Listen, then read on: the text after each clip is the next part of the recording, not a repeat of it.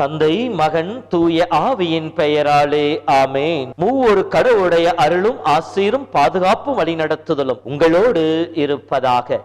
பொதுக்காலம் 33வது வார. அன்பு சொந்தங்களே, திருவழிபாட்டாண்டுடைய இறுதி நாட்களை நாம் நெருங்கிக் கொண்டிருக்கின்றோம். வருகின்ற ஞாயிறும் கிறிஸ்து அரசர் பெருவிழாவின் வழியாக திருவழிபாட்டாண்டுடைய இறுதி ஞாயிறை கொண்டாடி தொடர்ந்து இயேசுவின் பிறப்பு நம் உள்ளத்திலும் நம் வாழ்விலும் இடம்பெற நம்மையே தயாரித்து அவருடைய வருகைக்காக காத்து கொண்டு இருக்கின்றோம். இந்த திருவழிபாட்டினுடைய ஆண்டின் இறுதி நாட்களில் இறைவனுடைய 2வது வருகையை பற்றியும் அந்த 2வது வருகையின் பொழுது நாம் எத்தகைய மனநிலையோடு நம்மை தயாரித்து அந்த ஆண்டவரை சந்திக்கின்ற சூழ்நிலை ஏற்படுத்திக் கொள்ள வேண்டும் என்பதை பற்றி நமக்கு விளக்கம் கொடுக்கக்கூடியதாக இந்த நாட்களின் வார்த்தைகள் அமைந்திருக்கின்றன. சிறப்பாக இந்த நாளின் நற்செய்தியில ஆண்டவர் எப்போது வருவார் என்று சொல்லி அந்த கேள்விக்கு பதில் கொடுக்கக்கூடியதாக இருக்கின்றது.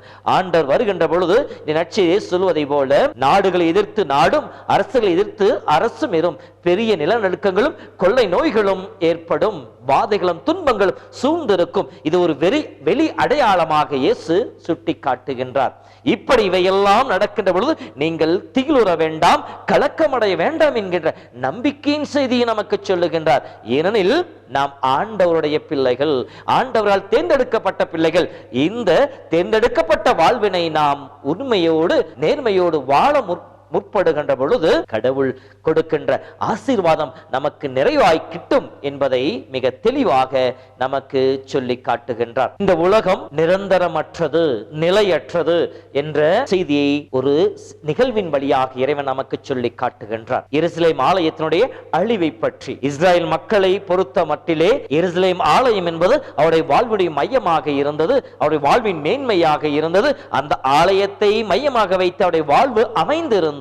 எனவேதான் அதை பற்றி மிகவும் பெருமையாக பேசிக் கொண்டிருந்தார்கள். எழில்மிகு கற்களால் கட்டப்பட்டிருக்கிறது, மிகவும் அழகுற அமைந்திருக்கிறது என்று சொல்லி எல்லாம் அதை பாராட்டி கொண்டிருக்கின்ற பொழுது இயேசு சொல்லுகின்றார், ஒரு காலம் வரும் நீங்கள் பாராட்டி பேசிக் கொண்டிருக்கின்ற இந்த ஆலயம் கல்லின் மேல் கல்லில்லாதபடி அது நொறுங்கி போகும் என்று சொல்லுகின்றார்.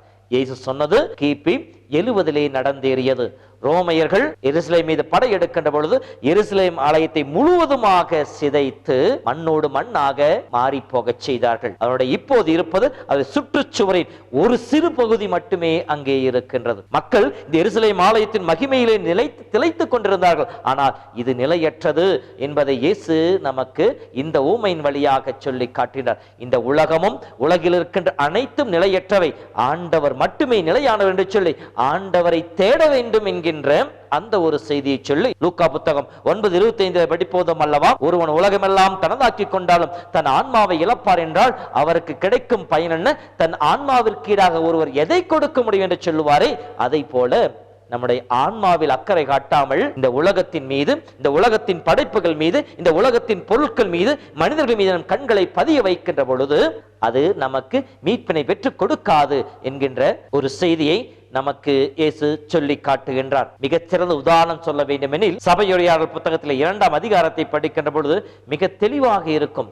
நான் செல்வத்தை சேர்த்தேன், என் காலங்களிலே எனக்கு முன்னால் இருப்பவருடைய அதிகமான செல்வத்தை நான் சேர்த்து வைத்திருக்கிறேன், என் கண்களுக்கு களிப்பூட்டக்கூடிய இன்பம் கொடுக்கக்கூடிய அனைத்தையும் நான் அதற்கு கொடுத்தேன், என் வாழ்விலே எல்லா பெருமைகளையும் சேர்த்து வைத்திருந்தேன். ஆனால் அனைத்தையும் சேர்த்து வைத்துவிட்டு இறுதியை நோக்குகின்ற பொழுது வீணிலும் வீண் என்பதை உணர்ந்தேன், காற்றை கையிலே பிடிப்பதை போல நான் உணர்ந்து கொண்டேன் என்று சொல்லி சாலமோன் சொல்லுவாரே, அதை போல நாம் இந்த உலகத்தின் படைப்புகள் மீது அல்லது நம் உடல் மீது, அழகின் மீது மற்றும் மற்ற தேவையற்ற ஆடம்பரங்கள் மீது நம் கண்களை பதிய வைத்து நம்முடைய ஆன்மாவின் மீது அக்கறையற்றவர்களாக இருந்தோம் எனில் இந்த நிலையற்ற உலகம், நிலையற்ற பொருட்களும் நம்மை விட்டு அகன்று போய்விடும். நீதிமொழிகள் புத்தகம் 27-24 படிக்கின்ற பொழுது செல்வம் நிலையற்றது, நாம் சேர்த்து வைத்திருக்கின்ற சொத்து தலைமுறை தலைமுறைக்கும் நம்மை பின்தொடராது என்று சொல்லப்பட்டிருக்கின்றது. அப்படி என்றால் நாம் இந்த உலகத்தின் மீது கண்களை பதிய வைக்காமல் ஆண்டவர் மீது கண்களை பதிய வைத்து நம் ஆன்மாவை காத்துக்கொள்பவர்களாக இருக்க வேண்டும் என்கின்ற முதல் செய்தியை கடவுள் நமக்கு சொல்லுகின்றார். இரண்டாவதாக எச்சரிக்கையாக இருங்கள் என்று சொல். எதை குறித்து? போலி இறைவாக்கினர் குறித்து, போலி போதகர்களை குறித்து எச்சரிக்கையாக இருங்கள். இதோ நானே அவர் என்று சொல்லிக் கொண்டும் ஆண்டவர் இங்கே அங்கே என்று சொல்லி மக்களை அலைக்கழித்து அவருடைய விசுவாசத்திலே விலன்று போக செய்வார்கள். கலாத்தியர் புத்தகத்திலே 3 பவுல் சொல்வார் அல்லவா, அறிவிலியான கலாத்தியரை இவ்வளவு எளிதிலே நீங்கள் மயங்கி போய் விட்டீர்களே, உங்கள் அறிவை இழந்து விட்டீர்களே, நான் உங்களுக்கு கிறிஸ்துவை படம் பிடித்து காட்டவில்லையா? மற்றொரு போலியான போதனை சொல்லுகின்ற பொழுது மிக எளிதாக நீங்கள் கவர்ந்து இழுக்கப்பட்டு விட்டீர்களே என்று சொல்லுவாரே, அதை போல இன்றைய நாட்களிலே புற்றிசல் போல திருச்சபைகள் உருவாகி கொண்டிருக்கின்றன. இறை வார்த்தை தன்னுடைய தவறான போதனைக்கு ஏற்றால் போல அதை பயன்படுத்தி கொண்டிருக்கின்ற சூழ்நிலைகளும் இங்கே உருவாக்கி கொண்டிருக்கின்றன. அதை நம்பி மனிதர்களும் ஓடிக்கொண்டிருக்கின்றார்கள். அற்புதங்களும் அதிசயங்கள் நடப்பதை பார்த்து கொண்டு எங்கோ ஏதோ என் கட்டுகள் உடைக்கப்படுகின்றன என்கின்ற அந்த போலியான மாயை நம்பிக்கொண்டு மக்கள் அலைக்கழிந்து ஓடிக்கொண்டிருக்கிறார். இந்த நிலையை குறித்து எச்சரிக்கையாக இருங்கள் என்று சொல்லி இயேசு அழைப்பு விடுக்கின்றார். 2 பேதுரு புத்தகம் 1:20-21 படிக்கின்ற பொழுது இறை வார்த்தையினுடைய மேன்மையை பற்றியும் அதை விளக்குவதற்கான அதிகாரத்தை பற்றியும் பேதுரு சொல்லுகின்றார். இறை வார்த்தை எவரது சொந்த விளக்கத்திற்கும் உட்பட்டது அல்ல என்பதை நீங்கள் முதலிலே அறிந்து கொள்ள வேண்டும். 21 தூய ஆவியால் ஆட்கொள்ளப்பட்ட மனிதர்கள் கடவுள் அருளியதை உரைத்ததே இறை வாக்கு. இது ஒருபோதும் மனித விருப்பத்திற்கு உண்டானது அல்ல என்று சொல்லப்படுகிறது. அப்படி என்றால் இன்று சபைகள் தமது தவறான கருத்துக்களை போதிக்கின்ற பொழுது எச்சரிக்கையாக இருங்கள் என்று சொல்லி எச்சரிப்பு விடுக்கின்றார். ஏனென்றால் திருத்துதர் பணி 4 படிக்கின்ற பொழுது கமாலியேல் இவ்வாறு சொல்லுவார், ஆண்டவரை பற்றி பேசுவவர்கள் குறித்து எச்சரிக்கையாக இருங்கள். ஏனெனில் தொடக்க காலத்திலே தெய்யூதா என்பவன் தோன்றினான், அவனை பின்பற்றி ஒரு கூட்டம் சென்றது, ஆனால் அது அப்படியே மறைந்து போயிற்று. கணக்கெடுப்பின் காலத்திலே கலிலேயனான யூதா தோன்றினான், அவனை பின்பற்றிய மக்களும் அழிந்து போனார்கள். இறுதி நாட்களிலே ஆண்டவரை பெயரை வைத்துக் கொண்டு மக்களை சிதைக்கின்ற அந்த கூட்டத்தை குறித்து எச்சரிக்கையாக இருங்கள் என்று சொல்லுகின்றார். 1 யோவான் புத்தகம் 4:1 படிக்கின்ற பொழுது தூயாவி தமக்குள் இருப்பதாக சொல்லிக் கொள்ளும் அனைவரையும் நீங்கள் நம்பிவிட வேண்டாம், சோதித்து ஆய்ந்தறியுங்கள், ஏனெனில் போலி இறைவாக்கினர்கள் உங்களிடையே தோன்றி இருக்கிறார் என்று சொல்லுவாரே. ஆம் அன்பு சகோதரமே, இதோ இந்த நாட்களில நாமும் எச்சரிக்கையாக இருக்க வேண்டும்.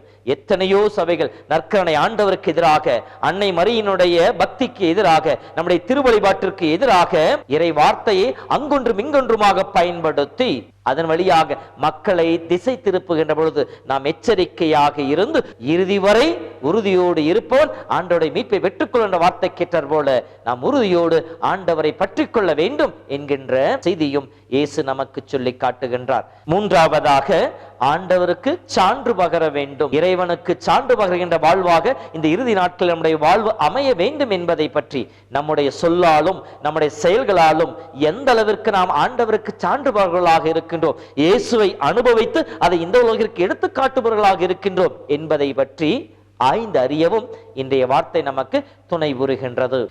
சொல்கிறார் அல்லவா, நீங்கள் யூத சங்கத்திற்கு முன்னால் நிறுத்தப்படுவீர்கள், ஆளுநருக்கு முன்னாலும் அரசருக்கு முன்னால் நிறுத்தப்படுவீர்கள் மற்றும் உங்களை சிறையிலே அடைப்பார்கள், இவையெல்லாம் நீங்கள் எனக்கு சான்று பகருவதற்கு துணையாக இருக்கும் என்று சொல்லுகின்றார். தொடக்க கால திருச்சபை சந்தித்த வேத கலாபனையை போல நாம் இப்போது எதிர்ப்புகளை சந்திப்பதில்லை. எபிரேயர் புத்தகம் 12 படிப்பதை போல ரத்தம் சிந்தி ஆண்டவருக்கு சாட்சி சொல்லும் அளவிற்கு நம்முடைய வாழ்வுக்கு அந்த வாய்ப்புகள் கிடைக்கவில்லை. ஆனால் நாம் இருக்கின்ற இடத்திலே நம்முடைய சொல்லாலும் நம்முடைய செயலாலும் இயேசுவை பிரதிபலிக்கின்ற மக்களாக இருக்கின்றோமா? அப்படி பிரதிபலிக்கின்ற பொழுது நம்மை சூழ்ந்து வருகின்ற எதிர்ப்புகள், ஏமாற்றங்களை எத்தகைய மனநிலையோடு நாம் ஏற்றுக்கொள்கின்றோம்?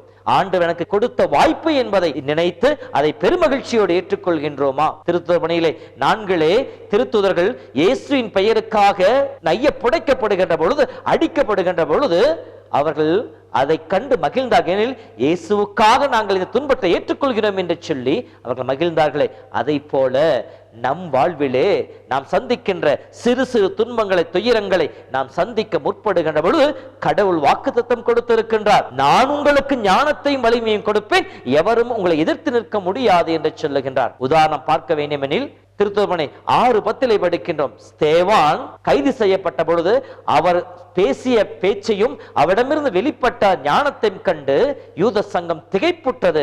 அவருக்கு எதிராக அவரால் எதையும் பேச முடியவில்லை என்று சொல்லப்படுகின்றது. இறைவன் கொடுத்த வாக்குத்தத்தம் நிறைவேறும். இறைவன் நமக்கு ஞானத்தையும் வலிமையும் கொடுப்பார்.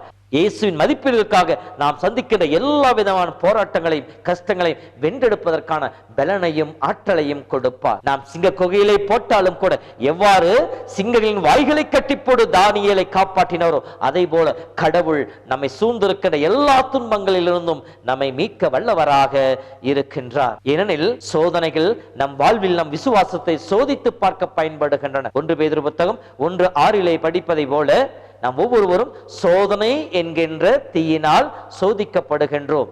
எதற்காக?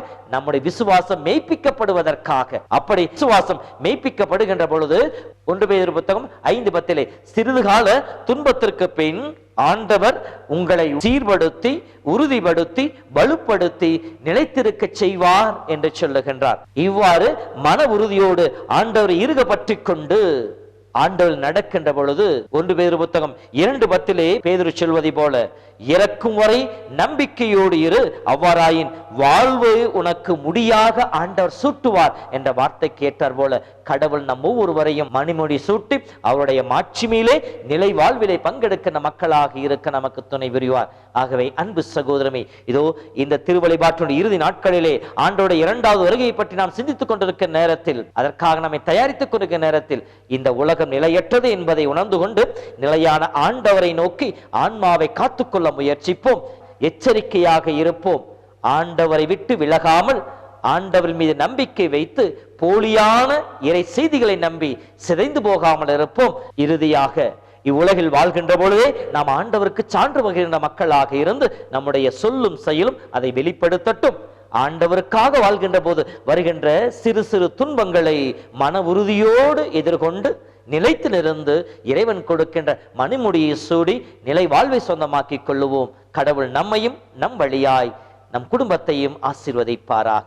ஆண்டவர் உங்களோடு இருப்பாராக. எல்லாம் வல்ல இறைவன் தந்தை மகன் தூய ஆவியின் பெயராலே ஆமென். புது வாழ்வு நான் பெற வேண்டும், புனிதங்கள் நான் தேட வேண்டும். புது வாழ்வு நான் பெற வேண்டும், புனிதங்கள் நான் தேட வேண்டும். புதிரான என் வாழ்வில் புனிதா உன்னாற்றலாம்